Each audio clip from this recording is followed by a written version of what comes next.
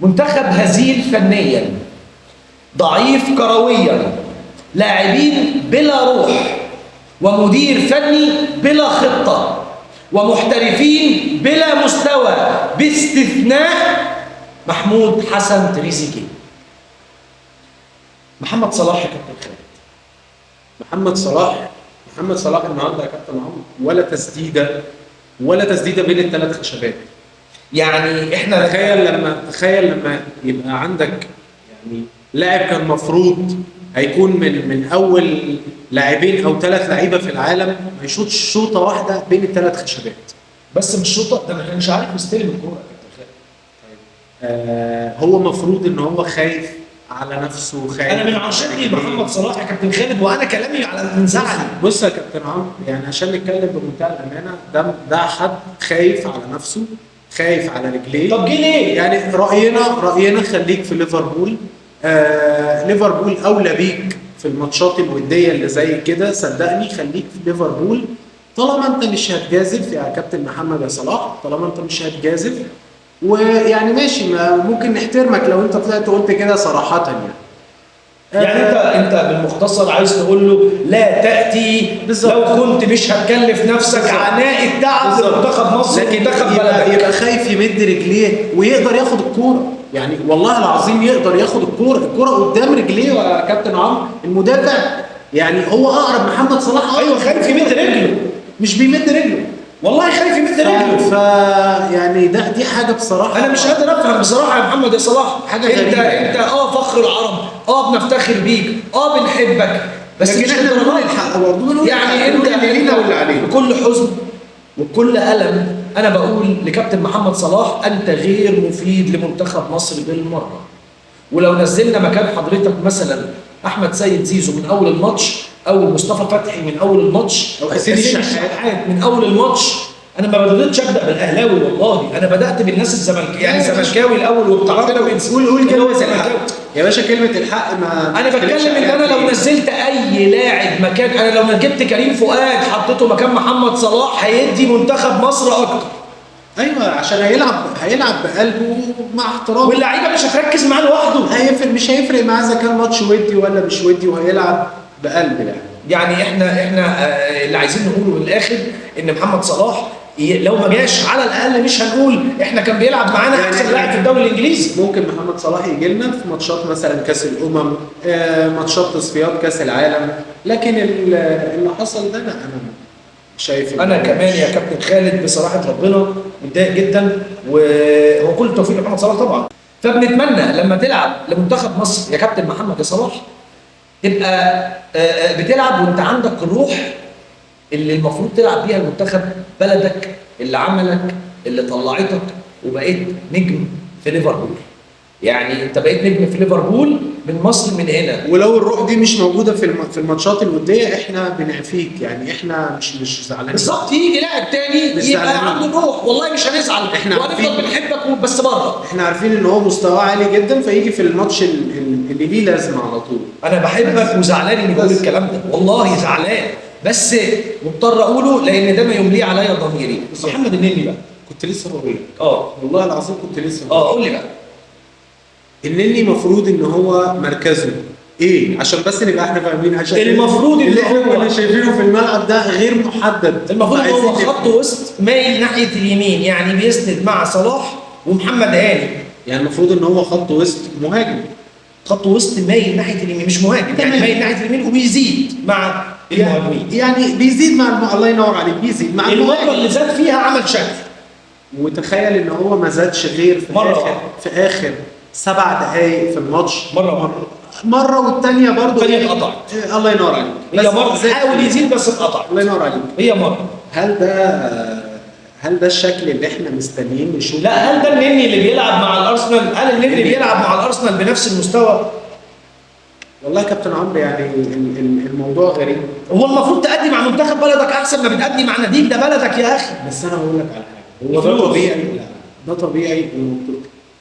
ده طبيعي ومنطقي. لما انا هاخد احسن لعيبه، هنفترض ان الناس دي احسن لعيبه خلاص، ومفروض ان هي احسن ناس تصلح. الناس دي اتمرنت قد ايه مع بعض؟ الناس دي اتمرنت تمرينتين والثالثه كان الماتش. هل دول يكفوا لان هم يكونوا شكل للفريق؟ ما هو انديتهم مش هتسيبهم. لو النضاره ما بتجيبش مسافات، انديتهم مش هتسيبهم. هم اخرهم يتمرنوا معاك ماتشين، تمام، ده اخرهم، لكن بعد كده مش هيتمرنوا لان انديتهم مش هتسيبهم. طيب يبقى احنا عايزين نقول برضو ان مع احترامي هات ناس عارفه بعض، انزل بتشكيل فاهم بعض، ينزل بتشكيل يعمل لمنتخب مصر شكل. طارق حامد ما عملش اي حاجه تذكر في الماتش. لا يا راجل، لا يا راجل، عمل ايه؟ كان الوحيد عندنا في منتخب مصر اللي بيلعب كاراتيه او كونغ فو مصارعه. هو ده على طول. يعني ما دخلش غير على مرتين على الكوره، الباقي كله يا على قفا اللعيب، يا على رجل اللعيب، يا على ظهر اللعيب، ما بيخشش على الكوره. ده اولا. ثانيا بص، طارق حامد ما بيبصيش كوره لقدام، حتى الشوطه اللي شاطها شوطه، بص يعني معلش مش بنشوطها في الخماسي، على طول بيباصي بالعرض بالعرض بالعرض بالعرض. منتخب مصر كله النهارده كان بيباصي بالعرض. ده اللي هيحصل، ده اللي هيفضل يحصل طول ما احنا ما بنبص على المحترفين فقط. محترفين فقط، دي وجهه نظر. طيب والنبي علي جبر هو انت مش وحش بس ليه ما كملتش الدفاع اللي فاهم بعضه ونزلت ياسر؟ انا من وجهه نظري ثغره. لا هو اصلا انت قصدك تقول ليه انت واخد لعيبه الاهلي كلها وانت في الاخر يعني والله هو احسن لنا، حاجه تاني احنا لو لعبنا قصاد الجزائر بالمنظر ده هتاخد 3. هيحصل ايه؟ هناخد 3 لو لعبنا قصاد الجزائر بالمنظر ده. ما نتمناش ان احنا نطلع في الحلقه بتاعه ماتش الجزائر يعني نقول ايه ده اللي كنا بنقوله، يعني نتمنى نكون احنا غلط. طب والنبي قبل ما تكون، انا اتمنى بس انا سايب لك اخر واحد عشان بتحبه، مصطفى محمد. عمل ايه؟ حاضر غائب، عمل كوره واحده باليد والكوره الثانيه بره وما شفتوش بقى. ولا اي حاجه، ما شفتوش ولا حتى بيسند، يعني عمل كام كعب كده مقطوع. في تناكه بصراحه في اللعب، في تعالي على الكوره، صح كده؟ تعالي على الكوره، في تناكه. طيب بص، عشان انا سايب لك واحد للاخر برضه، يعني في واحد انا سايبه للاخر، تمام؟ بس قبل ما هنسيبك ولا اقول لك نقول الاول وبعدين نقول المفاجاه في الاخر، بس قبل ما نقول ما ننساش اللايكات والشيرات والسبسكرايبات والحبشتكنات من حبايبنا الاهلاويه والمصراويه اللي بيحبوا منتخب مصر والحقانيين اللي عارفين ان احنا بنتكلم بما يرضي الله ويملي علينا ضميرنا وما بنحبيش لحد، حتى المنتخب بتاعنا ما بنحبيلوش. يعني بصراحه يعني انا عايز اقول مبروك والله العظيم، عايز ايوه انا مبروك كسبنا يعني، بس بتاع الخساره والله. نفسي اقول مبروك لمنتخب مصر لكن مش عارف اقول، يعني مش حاسسها بصراحه. طب يعني احنا زامبيا مستواها مش قوي خالص، مستواها متواضع جدا جدا. يعني اقل، بص انا مش بتكلم، بص يا كابتن خالد، انا ممكن اكسب 1-0 ويبقى الله يفتح عليك، اشوف خطه للمنتخب، الله ينور عليك، اشوف طريقه لعب مستر روي فيتوريا اللي النهارده النضاره هي النضاره دي، ما واضح ان هو، انا قلت لهم من بدري، بس انا عايز افهم بجد والله، هو ليه مقتنع جدا بنفس الفكره وما بيغيرهاش؟ يعني نفس طريقه اللعب ما بتتغيرش، ولو اتغيرت بتبقى هي من جوه الملعب، يعني بيبقى متغيره في الشكل العام بس. مع احترامي الاجابه بتاعتي يعني ممكن ما تعجبش ناس كتير والله، واحنا جايين في العربيه كنا سامعين في الراديو ناس عماله تشكر. ده انا هحكي لك اللي حصل كله، الناس عماله تشكر وتقول تشكر يعني مدرب عظيم. لا قول اللي حصل بقى كله يا كابتن خالد على راديو اف ام 93.7 اون سبورت. اللي مش قادرين نفهم حتى الآن هم هيتخلصوا من المجاملات ومن المحاباة. هي مش مجاملات ولا محاباة، هي ليها اسم تاني بس احنا مش حابين نقول. ما ينفعش نقول والله العظيم ما ينفع نقوله يا جماعة. أي حد عاجبه الماتش ده ملوش غير تفسير واحد، ما يصحش نقوله بس. المهم يعني بدون ذكر أسماء، يعني الناس اللي طلعت في البرنامج ده كان أثناء المباراة الودية ما بين، يعني بعد ماتش مصر المنتخب الأول المنتخب الأولمبي ومنتخب الأردن، وكان المنتخب الأولمبي متقدم 2-0.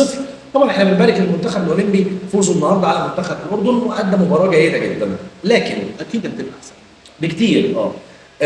لكن أنا عايز أفهم بقى الناس دي اللي كانوا في البرنامج قعدوا يقولوا ان حصل طفره في مستوى المنتخب المصري، المنتخب الاول، وان مستر روي فيتوريا عمل شكل جديد لمنتخب مصر. ممكن اعرف لا وايه قبل بس ما اقول ممكن اعرف شكل جديد لمنتخب مصر، وفعلا بصراحه وانهم عليهم الشكر وتعظيم الشكر لمن احضر روي فيتوريا. مين بقى؟ حازم امام، حزومه ما شاء الله. فهم طبعا هم الاثنين كانوا زملكاويه بالمناسبه اللي على البرنامج. تمام. ومش قادر افهم انت كبرنامج ليه بتجيب اثنين زملكاويه؟ هو مش المفروض انك ما تجيبش اثنين زملكاويه مع بعض؟ بغض النظر يا كابتن عمرو عن تمام. زملكاوي واهلاوي، اللي انا عايز اقوله لك ان التطبيل لحازم امام والتطبيل لاتحاد الكوره والتطبيل لروي فيتوريا فوق الحد، واللي بيحصل اقسم بالله خلاني اشمئزيت، والله اشمئزيت من الضمائر اللي على الساحه الرياضيه عندنا في مصر. وده مع الاسف يعني هل حد شاف الشكل الجديد اللي احنا شفناه اللي بيقولوا عليه ده؟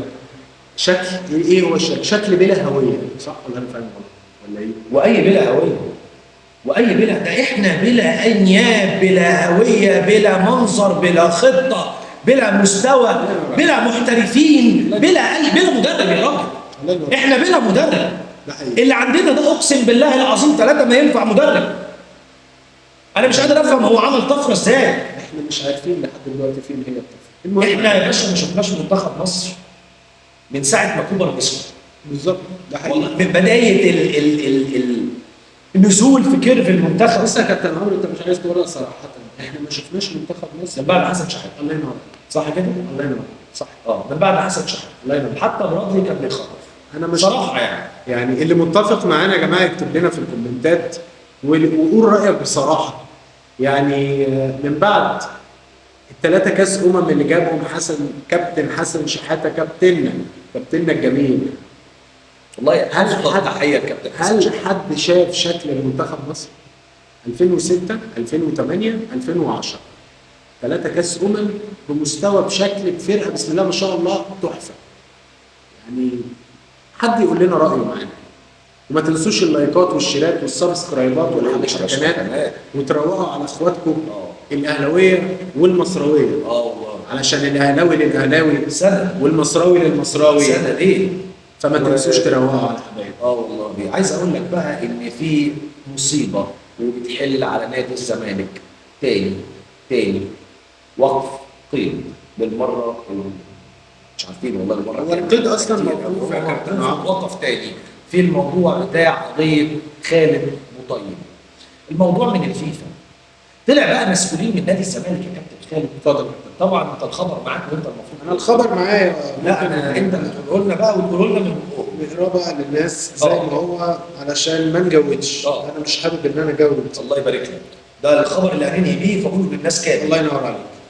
كشف احمد فؤاد المدير المالي لنادي الزمالك تلقي خطابا رسميا من المحكمه الرياضيه الدوليه يفيد بتخصيص غرامه مستحقه للمغربي خالد بوطيب مهاجم الفريق السابق إلى 1,900,000 يورو بعد أن حصل اللاعب في وقت سابق على حكم من المحكمة الرياضية بإلزام الزمالك بسداد 3 ملايين يورو.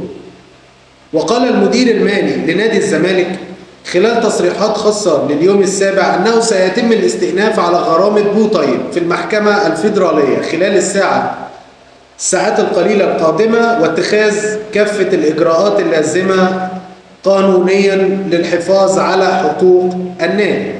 أكد أحمد فؤاد الوطن أن أزمة إيقاف القيد سيتم حلها وهناك أكثر من طريقة لإنهائها، موضحا أن اللجنة تعمل في كل الاتجاهات سواء المحلي أو الدولي حيث يتم التواصل مع اتحاد الكرة لمتابعة كل الملفات المتعلقة بالزمالك سواء إيقاف قيد أو مستحقات للنادي أو غير ذلك.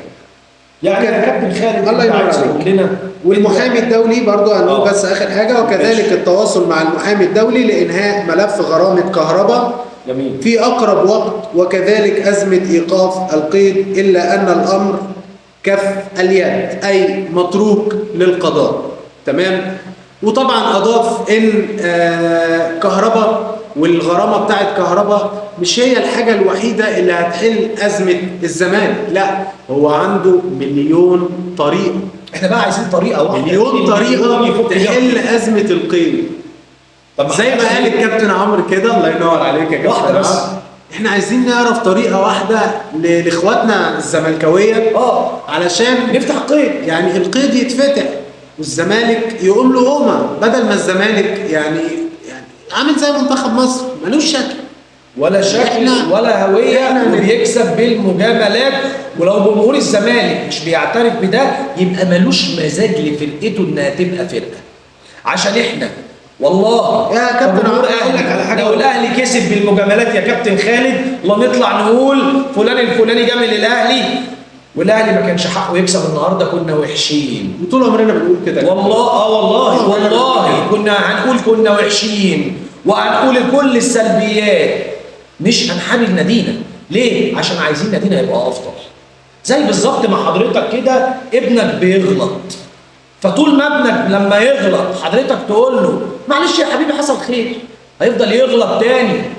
لكن لو اتخذت موقف وقلت له لا ده غلط وعاقبته في الوقت ده، هتبقى عايز تشوفه افضل. الله ينور عليك. فطول ما انتم مقتنعين بالمجاملات وفرحانين بيها فلن يقوم لناديكم قومه. اللي عايز يشتمني يتفضل، انا برحب بكل الشتيمه طالما انا على حق وضميري مرتاح. غلطان يا كابتن خالد؟ الله ينور عليك يا كابتن عمرو. في الاخر عايزين نقول مبروك لمنتخب مصر. مبروك لمنتخب مصر. مبروك. يعني الف مبروك لمنتخب مصر. الف الف ربنا يا رب يعني يكرمنا يا رب كده ونكسب. وتاني يعني تاني قبل ما ننهي الحلقه، كل الدعم لاخواتنا الفلسطينيين، وربنا ينصرهم في حربهم. واحنا يعني زي ما رفعنا كده بسم الله ما شاء الله حاجه تشرف، رفعنا علم فلسطين على برج القاهره، تمام؟ احنا بنتمنى ربنا ينصرهم ويرفعوا علم فلسطين في القدس، ونشوف كده فلسطين حره. ربنا يا رب يكرمهم يا رب. يا رب يا رب. دايما بندعم الشعب الفلسطيني اخواتنا، والله لو في ايدينا حاجه نعملها لا نعملها. بنتمنى من كل الدول العربيه ان هي تقف جنب الاخوه الفلسطينيين. بنتمنى الدعم من كل الدول العربيه ومن كل العالم، ومن منظمه حقوق الانسان اللي خوتانا في كل الاوقات بالكلام على حقوق الانسان. فنتمنى النهارده فقط تم استشهاد اكثر من 1500 فلسطيني. فبنتمنى ربنا يجعلهم يا رب من الشهداء. يعني بنتمنى من منظمه حقوق الانسان انها تنظر بنظره الرأفه والقلوب الرحيمه للناس ديت، زي ما هي بتنظر لنظره الرأفه والقلوب الرحيمه لغيرهم من المعتدين. الله ينور عليك. في نهايه كلامي انا بتمنى الخير لكل جمهور الكره المصريه وجمهور الاهلي خصيصا، كل جمهور الكره المصريه. زي وما تنسوش اخواتكم يا جماعه، اخواتكم تروقوا عليهم، لايكاتكم، شيراتكم، سبسكرايباتكم، حبشتكناتكم، ترويقاتكم، وخلي بالكم من نفسكم عشان احنا بنحبكم جدا جدا. والسلام عليكم ورحمه الله وبركاته.